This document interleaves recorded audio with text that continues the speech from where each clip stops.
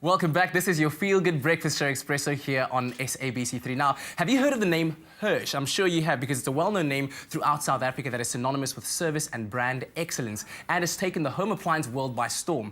Now, who would have thought that it all started way back in 1979 with just a starting capital of 900 Rand? And these days, we're talking about a company valued at over millions. Now, we have Allan and Luci Hirsch on the show today to talk to us about the family behind this great brand, as well as to find out who the beautiful face is behind the lovely and enthusiastic radio ad voice that we all know so well for Hirschs. Good morning to you, Luci and Allan. Good morning. Great to have you here. Thank you. Allan, I read the story yesterday about how the company all started with just 900 Rand. If you could just maybe please just paint the picture for us about how the story goes. Let me go back a little bit. At school, I wasn't very successful. I failed standard 8 or grade 10 as it is today. Yeah? And I went to my father with my report card with all these red rings around it, and he said, "You're 17, you must realise you're never going to get matric. I suggest you get a trade. Maybe one day you can afford to have a bucky and start your own business." I did my apprenticeship as a plants mechanic, fixing stoves and fridges, washing machines. And when I was 25, I'd met and married Margaret. We moved into a little flat in Durban, and our next door neighbour was a retired school teacher. And Margaret said, "You know, Allan really believes he's stupid. I mean, my teachers told me I never make anything of my life. My colleagues at school said, the teacher's right, you are stupid." But Margaret said, "I actually know he's not." And she said, "Maybe he's got a learning problem. Take him to be analysed." And I went, and I found out I was dyslexic. And, you know, when people say their lives change in a second, Yeah. mine changed in a second. When he said, "You're dyslexic, you've got a handicap, you can overcome it," at that moment, I believed I could do anything. Wow. And I said, "I'm going to open my own business." I went back to Margaret that night. I said, "I'm not stupid, I'm dyslexic. Wow, you know, I'm going to start my own business."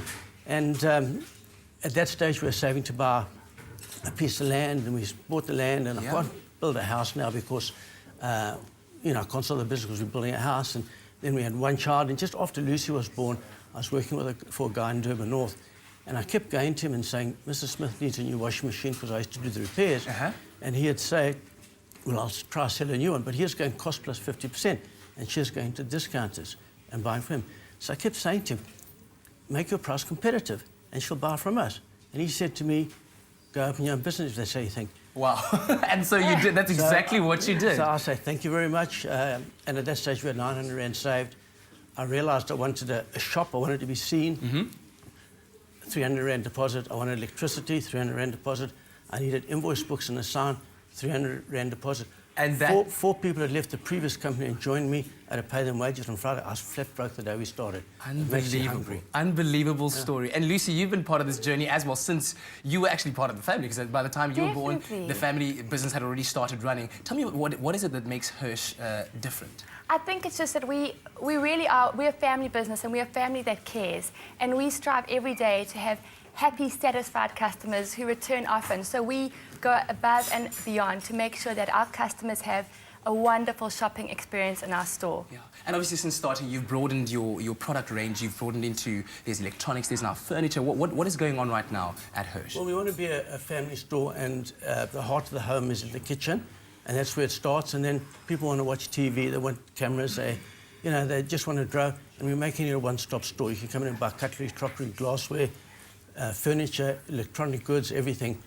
One stop, park outside, walk into the store, get what you want. Someone will take it out to the car for you. If it goes wrong, it's one call and we resolve the problem. And speaking of which, speaking of TV, yesterday, just after my lunch break, I walked into the office, and outside there was this bucky with this huge TV screen that's coming into our studio. We're going to be using it as part of our new media here in our studio. And thank you very, very much to Hirsch for supplying it to us. It's really, really a wonderful gift. And I want to ask, I mean, obviously this is an inspirational story from where you've come from to where you are right now. What does the future hold for Hirsch, Allan? Well, you know, we in our section of our life, we'll be starting handing over to Lucy and Richard and a little management team at Hirschs. Another store in Cape Town. 3 more in Gauteng, maybe a few more brand stores, Sony, Samsung brand stores. And then I think it must be Africa. We're Africans, and we've got to be part of the growth of Africa. And hopefully one day we'll be able to buy Hirsch shares on the JSE. I don't know, but we're like to keep it a family store. Well, thank you so much to both of you for coming in, and we wish you all the best of luck for the future. We really, really appreciate you coming in, right? Thanks very much. Here we Thank go. you. Well, of course, if you want to find out more about this wonderful store, you can go onto our website, expressoshow.com. We'll have a link there for you to go and check out their wonderful product range. A really, truly inspiring South African story. I think just to all the youth out there, especially if you're in school and someone has told you out there that, you're not good enough, you can't do this. Really an example right here in front of us, Mr. Allan Hirsch, who's made it work in a big, big way. Well, right now we're going to be making some Olympic snacks. So tell us what you're going to be snacking on for the Olympics. Ewan and Graham are going to be busy in the kitchen.